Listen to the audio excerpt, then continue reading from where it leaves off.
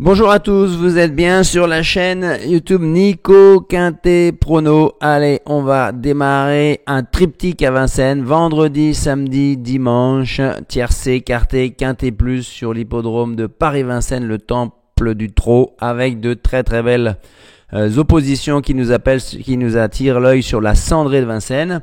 Ce vendredi 20 décembre, on y va. Attention, les tiercés du vendredi, c'est jamais évident.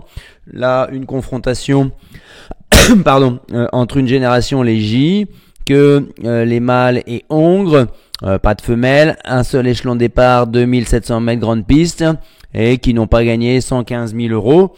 On va voir. Je vais vous faire une présentation quasiment cheval par cheval pour aboutir à un pronostic. Voilà. Bon, on commence très vite par le 1, Jaguar Job, Mathieu Abrivard à la drive, donc ça attire l'œil. Sur la foi de sa 4e place derrière Jovial au fort et J-Pet de Crépin, on est obligé de lui voir une petite chance et il peut rééditer.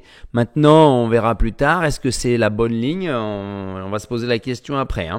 Ensuite, on a le 2, Jaspé du dollar avec Alexis Colette à la drive. La musique, les 3 dernières courses, elle est pas très enchantante avec distancé, 12e distancé. Auparavant, c'était mieux. Deuxième distancé, 3e premier. Il est plutôt à l'aise sur les 2700 mètres grande piste. 4 sur 6 dans les 3 premiers. Donc maintenant il a eu une seule course de rentrée. Est-ce que ce sera suffisant? C'est la question à se poser. À vous de voir. Quand on prend pas. C'est suffisant, c'est pas suffisant. Il va manquer d'une course. Voilà. Le 3, Jéricho.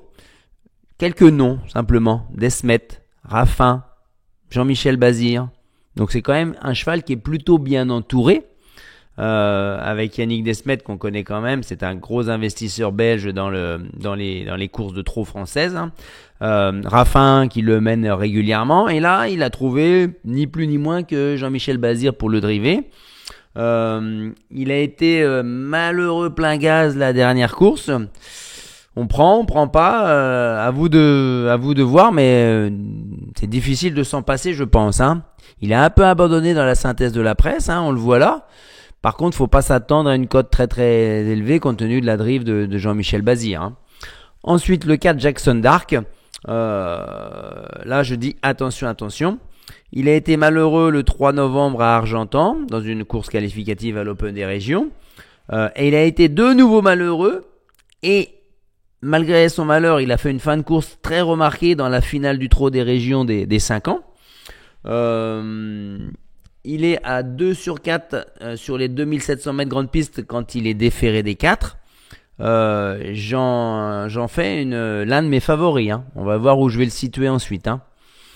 Ensuite, le 5, Jasmin Blanc.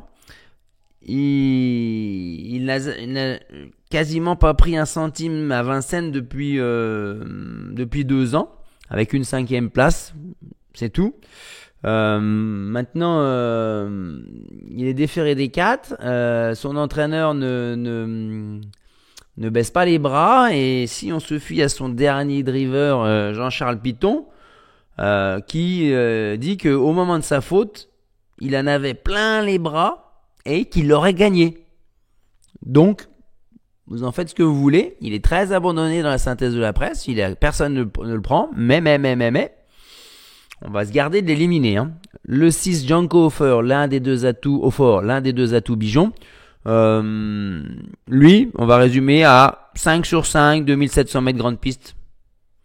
Il est très régulier quand il vient à Vincennes. Plaqué déféré, Damien Bonne, on garde. Ensuite, le 7, Jaguar du Fan. Malgré la drive de François Lagadec, qui revient du monté, j'y crois pas beaucoup. J'ai fait l'impasse. Le 8, Jovial au fort. Ça commence à devenir intéressant. C'est une bonne ligne. C'est une ligne où il reste, je crois, sur 2 deuxièmes places à Vincennes, dont certaines sur les 2700 mètres grande piste. Maintenant, avec ses belles places, il commence à monter un tout petit peu en gain. David Thomas, qui l'a drivé 2 fois, se remet à son sulky. Il est de nouveau déféré des 4. Maintenant, ce que je peux vous annoncer, c'est toutes ces victoires ont été acquises sur des parcours de vitesse. 82% de ces troisièmes places, ces places dans les 3 premiers, deuxième ou troisième, ont été acquises sur des parcours de vitesse. Et seuls 31% de ces places dans les 5 premiers ont été acquises sur des parcours de tenue. Donc, il a vraiment beaucoup plus d'aptitude sur les parcours de vitesse. C'est la réserve qu'on peut émettre à son sujet. Donc, si on ne le prend pas, c'est très risqué, bien sûr. Il l'annonce à 7 contre 1, troisième favori de la presse. Le 9 Girobello fait partie de mes impasses fantômes, on va dire, malgré la drive de Mathieu Mottier. Le 10 Jaguar de Lomac, entraînement drive de Pierre-Yves Verva.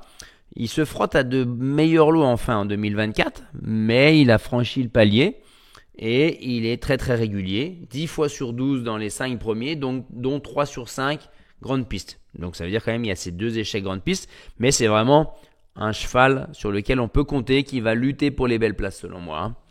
Ensuite le 11 J-Pet de Crépin, on est sur la ligne du 8.